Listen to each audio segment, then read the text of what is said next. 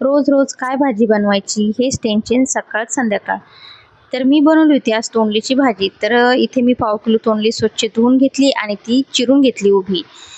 तर इथे काय केलं, कढई गरम करायला ठेवली, त्याच्यामध्ये थोडंसं तेल टाकलं. तेल गरम झालं की त्याच्यामध्ये अर्धा चमचा जिरं टाकलं, लसूण टाकला, थोडासा कट करून घेतलेला कढीपत्ता टाकला आणि एक मीडियम साईजचा कांदा घेतला होता मी उभा चिरून, तो कांदा टाकला. तो पण तेलामध्ये चांगला तळून घ्यायचा, जास्त नाही तळायला, मी हलकासा तळून घेतलेला आहे. आता ही तोंडली आहे चिरून घेतलेली, तोंडली टाकायची आणि असे चांगलं मिक्स करायचं. आता मिक्स केले मी. आता इथे मी 5 मिनिटासाठी झाकण ठेवलं याच्यावर. तर ह्या तोंडलीमध्ये ना मी पाण्याचा वापर बिलकुल केलेला नाही, ही तोंडली मी वाफेवरच शिजवणार आहे. आता परत एकदा मिक्स करायचं.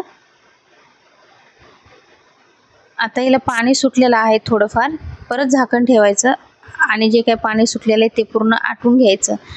आता हे पाणी पूर्ण याच्यामधलं आटून गेले आणि फ्राय पण चांगली झाली. आता इथे मी मसाल्याच्या वापरामध्ये लाल मिरची पावडर, धनिया पावडर आणि हळद, चवीपुरतं मीठ टाकणार आहे. याच्यामध्ये दुसरे मसाले कुठले काही घेतले नाही, टमाटर वगैरे काही घेतलं नाही मी याच्यामध्ये.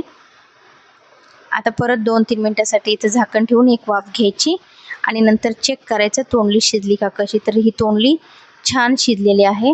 आता मी काय करणार आहे, इथं ओलं नारळ आहे ते किसून घेतलेलं आहे मी, किसणीने ते नारळ टाकते याच्यामध्ये थोडंसं आणि कोथिंबीर टाकते वरतून थोडी. तर ही भाजी मी अशा पद्धतीने आज बनवली होती. नक्की बनवून बघा, खूप छान भाजी होते.